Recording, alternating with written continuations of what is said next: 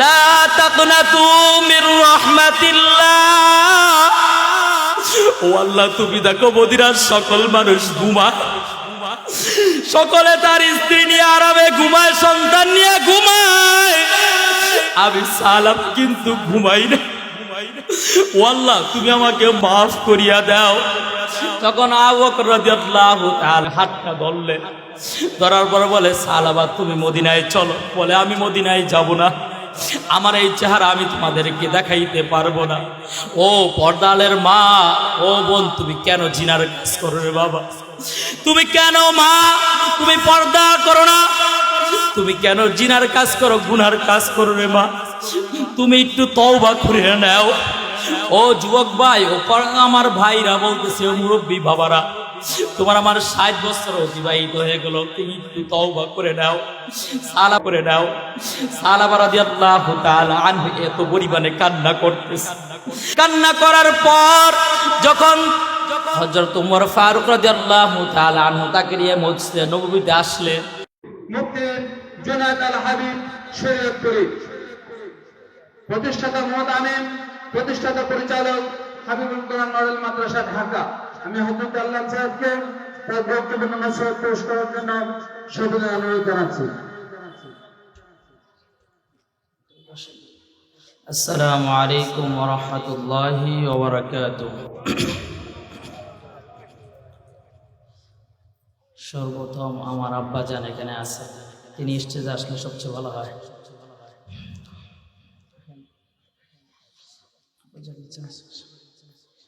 আলহামদুলিল্লাহ, আলহামদুলিল্লাহিল্লাযী জাআলা আশ-শামসা ওয়াল কমারা বিহুসবান ওয়ান নাজমা ওয়াশ-শাজারা ইয়াসজুদান ওয়া ফাদ্দালা জামানান আলা জামান কামা ফাদ্দালা মাকানান আলা মাকান وإنسانا على إنسان ونشهد أن لا إله إلا الله وحده لا شريك له ونشهد أن سيدنا وسندنا وحبيبنا وحبيب ربنا وطبيبنا وطبيب قلوبنا ومولانا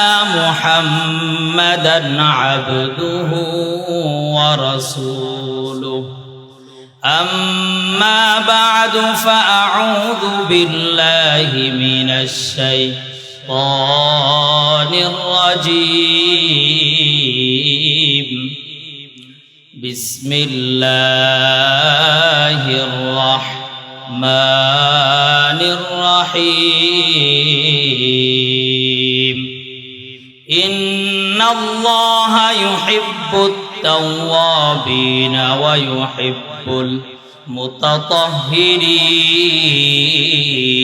المتطهرين أو كما قال عليه الصلاة والسلام قال رسول الله صلى الله عليه وسلم يا أيها الناس توبوا إلى الله فإني أتوب في اليوم إليه 100 مرة صدق الله المولانا العظيم وصدق رسوله النبي الكريم ونحن على ذلك من الشاهدين والشاكرين والحمد لله رب العالمين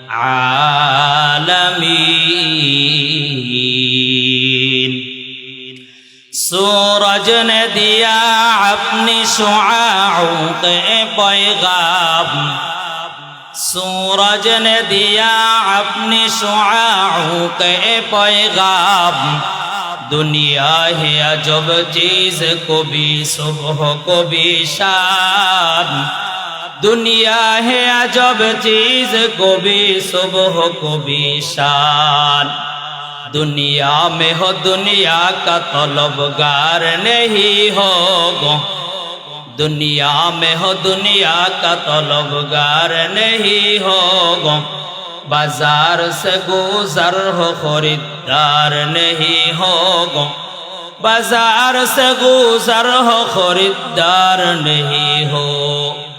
मकबूल तो है साज है काबिल तो बहुत है, मकबूल तो है साज है काबिल तो बहुत है, आईना के मानिंदे तो नहीं दिल तो बहुत है, आईना के मानिंदे तो नहीं दिल तो बहुत है। सुबहानक ला इल्म लना इल्ला मा अल्लमतना इन्नका अंतल अलीमुल हकीम। কানুরগাঁও হাজি শরিয়াতুল্লাহ নুরানি হাফিজি মাদ্রাসা ও এতিমখানার শুভ উদ্বোধন উপলক্ষে 11ই নভেম্বর ওয়াজ ও তাফসিরুল কোরআন মাহফিলে আজকে যে মোনাজাত পরিবেশন করবেন মরহুম পীর জুবায়ের মিয়ার একমাত্র কনিষ্ঠ সন্তান আলহাজ হযরত মাওলানা পীর মাহমুদুল হাসান ওমিয়ার মিয়া বাহাদুরপুর শিবচর, এবং আমাদের মাঝে উপস্থিত রয়েছেন যার এক টুকরা কোরআন তেলাওয়াত এবং তাফসীর শোনার জন্য বাংলার হাজারো যুবক, আমাদের যুবকদের আইডল, এবং যার তাফসীরের দ্বারা অন্তর নরম হয়, আন্তর্জাতিক খ্যাতি সম্পূর্ণ মুফাসসিরে কোরআন হাফেজ কারি মাওলানা জুবায়ের আহমেদ তাশরিফ হুজুর উপস্থিত হয়েছেন, এবং আমাদের সামনে উপস্থিত রয়েছেন সম্মানিত সভাপতি এবং আমার শ্রদ্ধেয় বাবাজান, এবং আমার সামনে উপস্থিত আছেন আমার উস্তাদ তুল্য সমতুল্য ওলামায়ে কেরামগণ, আমার যুবক বন্ধুগণ, স্নেহের ছোট ভাই, পর্দালের মা ও বোনেরা। ওই মালিকের দরবারে সর্বপ্রথম শুকরিয়া আদায় করি যে আল্লাহ রব্বুল আলামিন আপনাকে আমাকে এই জান্নাতের বাগানে আসার মতো তৌফিক দিয়েছেন, এজন্য শুকরিয়া আদায় করি আলহামদুলিল্লাহ। আলহামদুলিল্লাহর আওয়াজে মনে হয় এই মাদারীপুরে কালকিনিতে হাজারো যুবক রয়েছে, আল্লাহ তাআলা তাদেরকে কবুল করেন নাই, হাজারো মানুষ রয়েছে এখনো প্যান্ডেলে আসতে পারেন নাই, এজন্য আমি আমার অন্তরের অন্তরস্থল থেকে আল্লাহ ওই মালিকের শুকরিয়া আদায় করি আলহামদুলিল্লাহ। দুরুদ ও সালাম সাইয়্যিদুল মুরসালিন রাহমাতুল লিল আলামিন হুজুর পাক সাল্লাল্লাহু আলাইহি ওয়াসাল্লামের উপর সর্বোপরি শুকর, যাদের অক্লান্ত পরিশ্রমের মাধ্যমে আজকে এই যে জান্নাতের বাগানের আয়োজন করেছেন, যে আমাদের বড় ভাই আরমান সাহেব এবং আপনাদের সকলের আল্লাহ রব্বুল আলামিন এই পরিশ্রমের বিনিময়ে দুনিয়াতে শান্তি, পরকালে মুক্তির ফয়সালা করে দেন। এজন্য যে আমি পবিত্র কালামুল্লাহ শরীফ থেকে একটি আয়াত কারিমা তেলাওয়াত করেছি, ইন্নাল্লাহা ইউহিব্বুত তাওয়াবিন ওয়া ইউহিব্বুল মুতাতাহহিরিন। নিশ্চয় আমার আল্লাহ যে আপনাকে আমাকে সৃষ্টি করেছেন, ও আল্লাহ রব্বুল আলামিন যে বান্দা, ইন্নাল্লাহা ইউহিব্বুত তাওয়াবিন, যে তওবা করে এবং যিনি পবিত্রতা অর্জন করেন তাদেরকে ভালোবাসেন। যে আমি একটি রাসূল আকরাম সাল্লাল্লাহু আলাইহি ওয়াসাল্লামের অগণিত হাদিস থেকে একটি হাদিস পাঠ করেছি, যে রাসূল আকরাম সাল্লাল্লাহু আলাইহি ওয়াসাল্লাম বলেন, ইয়া আইয়ুহান নাসু তুবু ইলাল্লাহ ফাইন্নী আতুবু ফিল ইয়াউমি ইলাইহি মিয়াতা মাররা। যে বুখারী শরীফের হাদিস, যে রাসূল আকরাম সাল্লাল্লাহু আলাইহি ওয়াসাল্লাম বলেন যে আমি পয়গম্বর পর্যন্ত প্রতিদিন দৈনিক দিন আমি 100 বার তওবা করি। কতবার? যে আল্লাহ রব্বুল আলামিন পবিত্র কালামুল্লাহ শরীফের মধ্যে বলেন, তুবু ইলাল্লাহি জামিআ আইয়ুহাল মুমিনুন লাআল্লাকুম তুফলিহুন। হে পয়গম্বর, আপনি আপনার উম্মতদেরকে জানায়া দেন, আমার বান্দা যদি কোনো গুনাহ করে ফেলে, আমি আল্লাহ দয়ার সাগর আমি একবার তওবা করার কারণে তাকে মাফ করে দেই। তুবু ইলাল্লাহি জামিআ, যখন তারা সকলে মিলে আমার কাছে তওবা করে আপনি তাদেরকে জানিয়ে দেন তারা সকলে সফল কাম হয়ে যাবে। যেমনি ভাবে হযরত মূসা আলাইহিস সালাতু ওয়াস সালামের জামানায় একজন জিনাকার ছিল, মিশরের মধ্যে কোনো বৃষ্টি হয় না। বৃষ্টি না হওয়ার কারণে মূসা আলাইহিস সালাতু ওয়াস সালাম মুসলমানদেরকে নিয়ে তিনি দুয়ার মধ্যে শরীক হয়ে গেলেন। এক পর্যায়ে মূসা আলাইহিস সালাম যখন দোয়া করতেছে তখন পয়গম্বর মূসা আলাইহিস সালামের কাছে ওহী নাজিল হলো। আয়েশা জিবরাইল আলাইহিস সালাম বললেন, হে পয়গম্বর, আল্লাহ তাআলা বলছেন আপনার এই মজলিসের মধ্যে একজন জিনাকর রয়েছে, সে ওঠা না ওঠা পর্যন্ত কোনোদিন বৃষ্টি হবে না। তখন মূসা আলাইহিস সালাম তার কথা শোনার পর যখন আল্লাহ তাআলার পক্ষ থেকে ওহী নাজিল হইল তখন তিনি মজলিসের মধ্যে বললেন, এ জিনাকর কে আছো, তুমি মজলিস থেকে উঠে যাও। তুমি যদি না উঠে যাও তাহলে মিশরের মধ্যে বৃষ্টি হবে না, তুমি উঠে যাও। যে জিনার কাজ করেছে ওই লোক ছিল সাম্রাজ্য এক লোক, হাজারো যুবকরা তাকে ফুলের মালা বরণ করছে। সমাজের মধ্যে যদি একজন এমপি মন্ত্রী থাকে তাকে সম্মান করে। আমি অদম যদি আমার গুনার কথা যদি সবাই জানে আমাকে এই চেয়ারে বসতে দিত না। আমি গুনার কথা যদি আমার মাওলা প্রকাশ করে দিত আমি সমাজের মধ্যে মুখ দেখাইতে পারতাম না। তখন মূসা আলাইহিস সালাম বলল, হে জিনাকর, তুমি মজলিসের মধ্যে উঠে যাও, এই মজলিস থেকে তুমি বের হয়ে যাও। তখন ওই গুনাহগার জিনাকর তিনি মনে মনে চিন্তা করতেছে, আমি যদি এই মজলিস থেকে উঠে যাই সবাই আমাকে মুখের মধ্যে কি বলবে, আমি তাদেরকে কেমনে কথা বলবো, আমি এই চেহারা তেমনি ভাবে তাদেরকে দেখাবো। মূসা আলাইহিস সালাম আমি যদি না স্বীকার করি, আমি না স্বীকার করলে পয়গম্বর তার আল্লাহ তাআলার থেকে চিহ্নিত করে আমাকে তো প্রকাশ করে দিবে। তখন আমি যদি এখান থেকে উঠেও যাই অথবা আমি তো আল্লাহ তাআলার জমিন থেকে কই পালায়া যাব। তখন এই জিনাকর তিনি কাঁদতেও পারতেছেন না। সমাজের মধ্যে যদি আজকে এই প্যান্ডেলের মধ্যে যদি কেউ কান্না করে তখন তো বুঝে যাবে যে সে গুনাহগার, যে সেই জিনা করছে। তখন ওই বান্দা তিনি অন্তরডাল মালিকের সাথে সংযুক্ত করে দিলেন, আর মালিককে বলতেছেন, হে দয়ার মালিক, আমি গুনাহ করছি, তুমি ছাড়া কেউ জানে না। ও আল্লাহ, আমি এই সমাজ থেকে উঠে যাইতে পারি, কিন্তু আল্লাহ আমি এই সমাজ থেকে তোমার জমিন থেকে কই যাব? আমি যদি এই জমিন থেকে না যাইতে পারি আল্লাহ তুমি আমাকে মাফ করিয়া দাও। তোমার কাছে আমি তওবা করলাম, আমি কোনোদিন গুনার কাজ করব না। ও আল্লাহ, আজকে তুমি আমাকে গুনার থেকে বাঁচায়া দাও। ও আল্লাহ, তুমি আমাকে পাঠে তওবা, তোমার কাছে তওবা করতেছি। তখন দেখলেন মিশরের মধ্যে মেঘ হয়ে গেল।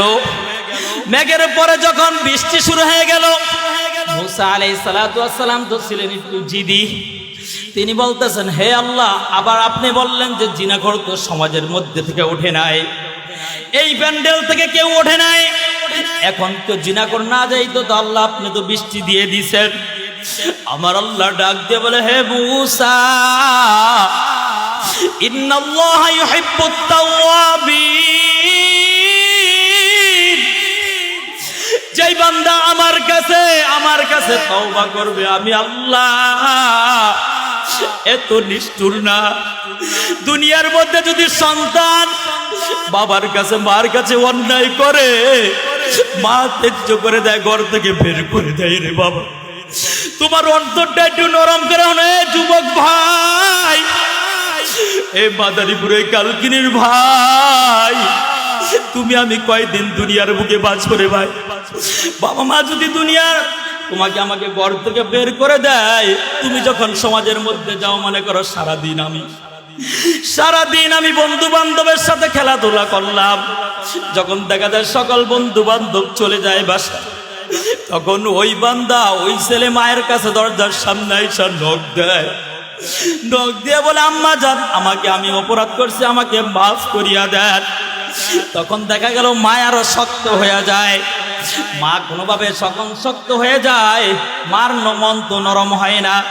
তখন সন্তান কি করে চোখের পানি ফেলায়, চোখের পানি ফেলায় কান্না করে আর বলে ও মা তুমি আমার জন্য কত কষ্ট করছো, আমাকে 10 মাস 10 দিন গর্ভধারণ করছো, তোমার সন্তানকে যদি তুমি ঘরে না নাও আমাকে হিংস্র প্রাণী খেয়ে ফেলবে। ও মা আমি আর কোনোদিন তোমার সাথে অবাধ্য হব না বাবা। ও মা তোমার কথা আমি সবসময় হন্দ বাবা, আমি তোমার কথা অবাধ্য করব না। দেখা যায় ওই মা ওই বাবা সন্তানের দরজা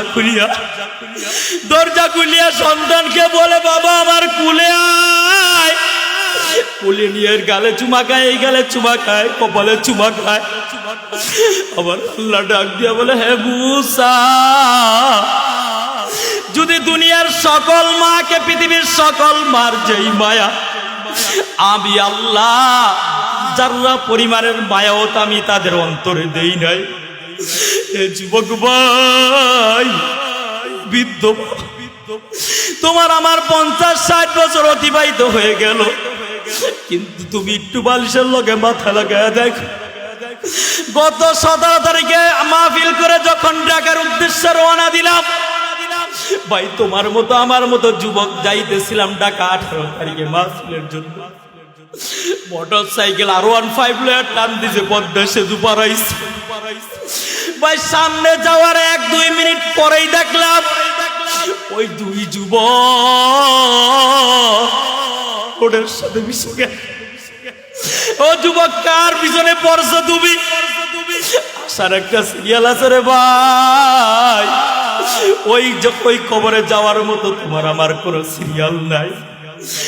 ছেলের কাঁধে বাবার লাশ, তুমি আমি যদি তওবা না করে ওই অন্ধকার কবরে যাই, আমার আল্লাহ তাআলা বলেন বান্দা তুই যদি জীবিত থেকে আমার কাছে একবার তওবা করতে পারোস, আমি যদি ওই জিনাকরকে মাফ করতে পারি আমি তোকেও মাফ করে দিব।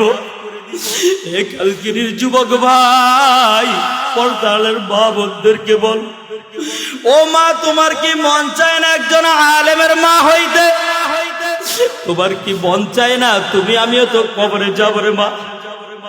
হযরত আসিয়া রাদিয়াল্লাহু তাআলা আনহা ইসলামের জন্য কি কষ্ট না করছে, ইসলামের জন্য এত পরিমাণে কষ্ট জুলুম স্বীকার করছে।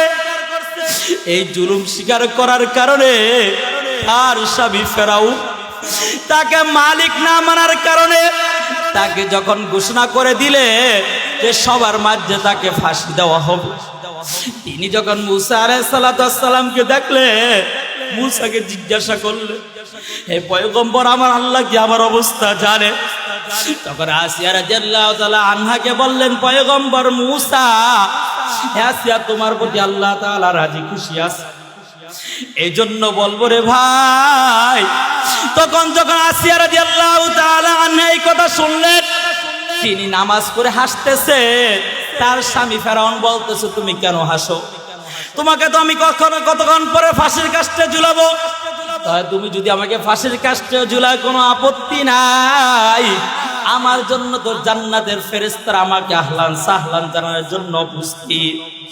হে যুবক ভাই তুমি আমি দুনিয়ার বুক থেকে যাব, আমি তোমাকে একটা মেসেজ দেওয়ার জন্যই আসছি যে ভাই তুমি আমিও যুবক, তুমিও কিন্তু যুবক, তুমি আমি আসার পথে কোনো গুনাহ কাজ করতেই পারি, তোমার আমার মধ্যে মানুষত্বরা দিয়েছে। দেখো রে ভাই সাহাবায়ে কেরামদের দিকে একটু লক্ষ্য করে দেখো, সাহাবায়ে কেরামরা যখন গুনাহ হয়ে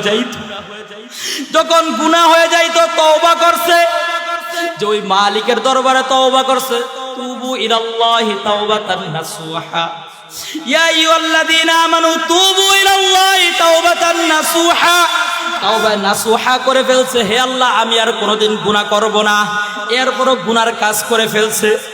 তখন সাহাবায়ে কেরামরা কি করতো বাবা? এ যুবক ভাই দেখো তুমি সাহাবায়ে কেরামরা কান্নার মধ্যে নিযুক্ত হয়ে যাই, যে সালাবা রাদিয়াল্লাহু তাআলা আনহুর ঘটনা আমরা সকলেই জানি। তাবুকের যুদ্ধের মধ্যে সকল সাহাবায়ে কেরামদেরকে নিয়ে হুজুর পাক সাল্লাল্লাহু আলাইহি ওয়াসাল্লাম তাবুকের যুদ্ধে চলে গেছে। সালাবা রাদিয়াল্লাহু তাআলা আনহুকে তিনি মদিনায় রেখে গেছে সকলের জিম্মাদার হিসেবে। যখন সালাবা রাদিয়াল্লাহু তাআলা আনহু হযরত সাঈদ রাদিয়াল্লাহু তাআলা আনহুর স্ত্রীর হাত অগোচরে পর্দা সরিয়ে ধরে ফেলছে, তখন তার স্ত্রী বলল, হে সালাবা, তুমি তো আল্লাহ তাআলার হাবিবের সাহাবী, তুমি তো আল্লাহ তাআলার একজন সম্মানিত সাহাবী, তোমার প্রতি আল্লাহ তাআলা রাজি, তুমি তো জালেম হয়ে গেছো। যখন তিনি এই অন্তরে ভয় শুনছে, এই কথা শোনার পর সালাবা রাদিয়াল্লাহু তাআলা আনহু তিনি ওই কামরা থেকে বের হয়ে গেল। বের হয়ে যাওয়ার পর কান্না করতেছে, মদিনায় তিনি চিন্তা করতেছে।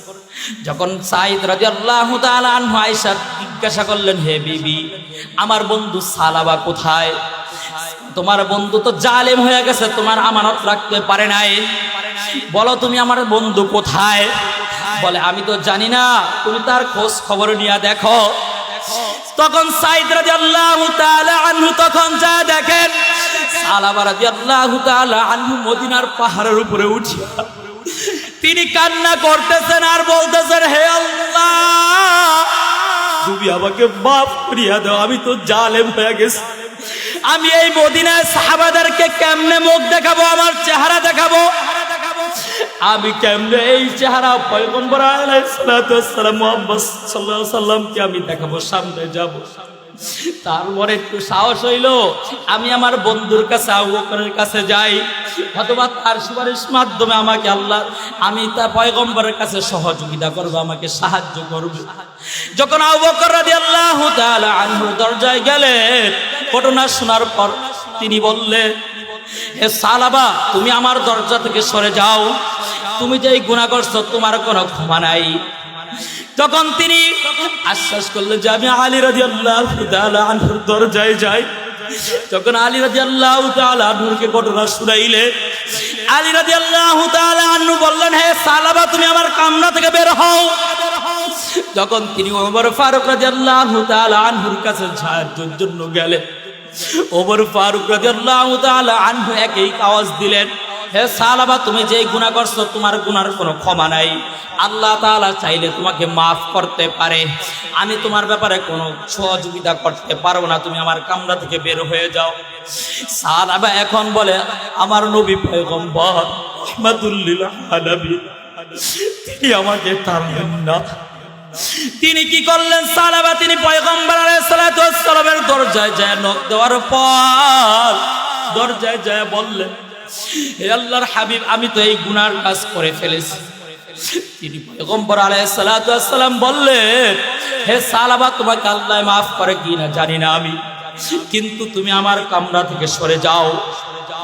তিনি যখন পয়গম্বর আলাইহিস সালাতু ওয়াস সালাম হযরত মুহাম্মদ সাল্লাল্লাহু আলাইহি ওয়াসাল্লাম এই কথা বললেন, সালাবার কন্যার পাশের থেকে ডাক দিয়া বলতেছেন, হে আব্বু আমার, তুমি আমার কামরায় যাইও না, আমার যেহেতু পয়গম্বর রাহমাতুল লিল আলামিন তোমাকে তোমার তার দরজা থেকে বের করে দিয়েছে, তুমি আমার দরজায় যাইও না।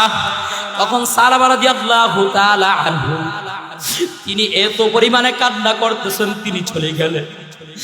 এখন চলে যাওয়ার পর 1-2 দিন যাওয়ার পর তিনি আল্লাহ রাব্বুল আলামিন তার জিবরাইলকে পাঠালেন, হুজুর পাক সাল্লাল্লাহু আলাইহি ওয়াসাল্লামের কাছে পাঠায়া বললেন, হে পয়গম্বর, আপনার সালাবা কোথায়? আপনার সালাবার প্রতি তো আল্লাহ তাআলা তাকে মাফ করে দিয়েছে। যখন এই কথা শুনলো রে ভাই, তখন পয়গম্বর আয়েশা মসজিদে নববীতে বললেন, হে সাহাবায়ে কেরাম, সালাবা কোথায় আছে তোমরা কি জানো? সালাবার জন্য আমার আল্লাহ তো সালাবাকে মাফ করে দিয়েছে, নাজিল হইছে। তখন আবু বকর রাদিয়াল্লাহু তাআলা আনহু বলতেছেন, পয়গম্বর, আমি সালাবারে আনতে যাব। আলী রাদিয়াল্লাহু তাআলা আনহু বলে, পয়গম্বর, আমিও যাব।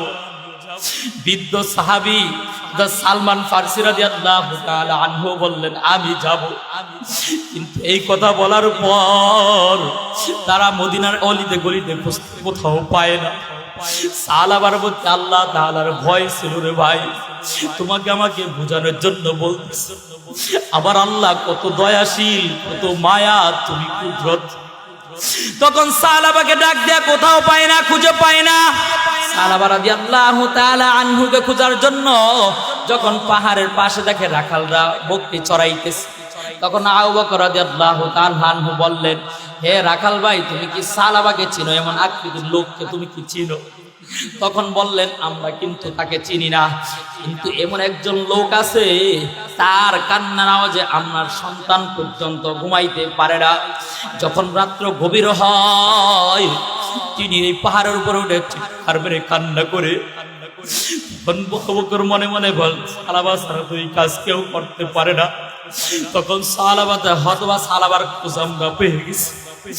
ও সালাবাকে তখন রাত্রে যখন গভীর হয়ে গেল, দেখেন ঠিক এই সালাবা রাদিয়াল্লাহু তাআলা আনহু ডাক দিয়া কান্না করে, হে দয়ার মালিক, তুমি তো বলছো বলিয়া ইবাদিয়াল্লাযীনা আসরাফু আলা আনফুসিহিম। আসার পর ফজরের নামাজে রক্ত হয়ে গেল, নামাজে দাঁড়ায় গেছে। তখন তারা সামনের কাতারে নামাজের জন্য জায়গা পায় না। তখন সালাবা রাদিয়াল্লাহু তাআলা আনহু যখন ওযু করে নামাজের মধ্যে কাতারে দাঁড়ায় গেলেন, আমার পয়গম্বর নামাজের মধ্যে তেলাওয়াত করতেছে, আল্লাহুমুত তাকাস। যখন এই আয়াত পাঠ করলো, সালাবা চিৎকার মেরে কান্না করে চিৎকার দিল। যখন বলল হাত্তা যুরতুমুল মাকাবির, তোমরা দুনিয়ার শখ পায়া তোমরা আখিরাতকে ধ্বংস করে দিছো দুনিয়া পায়া। তখন তিনি এই কান্না করতেছে না। যখন হাত্তা যুরতুমুল মাকাবির এই বলে তিনি আয়াত পাঠ করলেন পয়গম্বর নামাজের মধ্যে। সালাবা এমন জোরে চিৎকার মারলো, চিৎকার মেরে জমিনের মধ্যে পড়ে গেল। যখন সালাবা রাদিয়াল্লাহু তাআলা আনহু যখন পয়গম্বরের মুখ থেকে এই আয়াত নামাজের মধ্যে শুনলেন, তিনি জিনা করার কথা করে তিনি তো পাপ করে ফেলেছেন।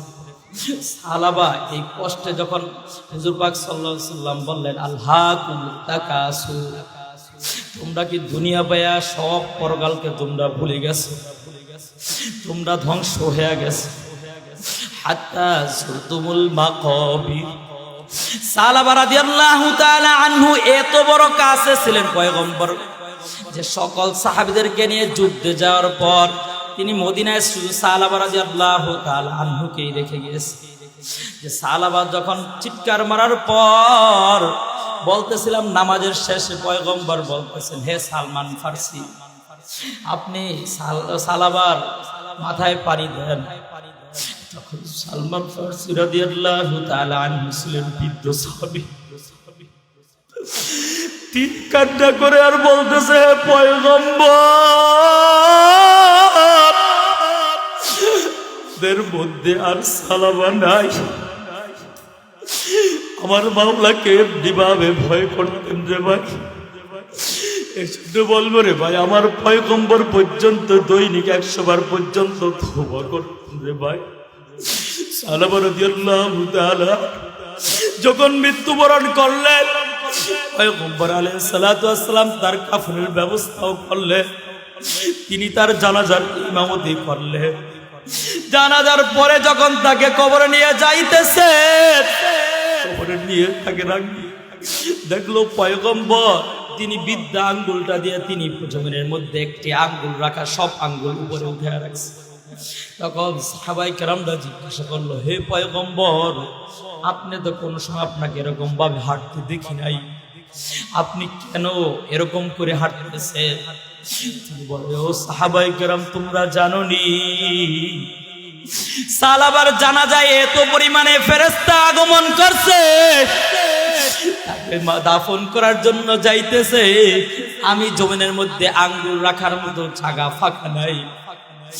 হে কালকিনির যুবক ভাই, ও পর্দার মা বোনেরা, তোমার আমার জীবনে গুনাহ হয়ে গেছে, তুমি আল্লাহ তাআলার কাছে খাঁটি তওবা করেন বাবা।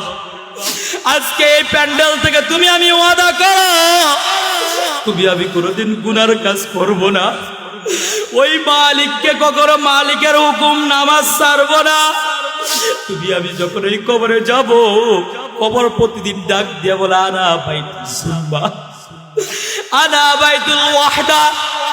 আমি এই কবর অন্ধকার, আমি এই কবর তোমাদের জন্য আরামদায়ক জায়গা। তোমরা যদি গুনাহ নিয়ে কবরে আসো, আমি ডান পায়ে মাটি, ডানে মাটি, বামে মাটি, সব জায়গায় মাটি। আমি মাটি তোমাকে এরম জোরে চাপ মারবো,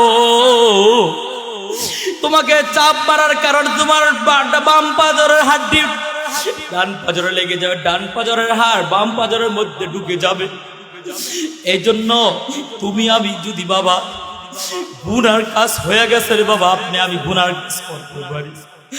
আজকে ওই মালিককে হাত দুটা উঁচু করে বলি, ও আল্লাহ আমি আর কোনোদিন হাত দুটা উঁচু করে দেই, আল্লাহ আমি আর কোনোদিন গুনার কাজ করব না। ও আল্লাহ আমি আর কোনোদিন জিনার কাজ করব না। আল্লাহ তোমার নাফরমানি করব না। হাত ধরেন। ও আল্লাহ তুমি আবার দেখো পাশে মুরব্বী বাবারা, ও আল্লাহ তারা হাত নেয়া তোমার কাছে ওয়াদা বদ্ধ করতেছে।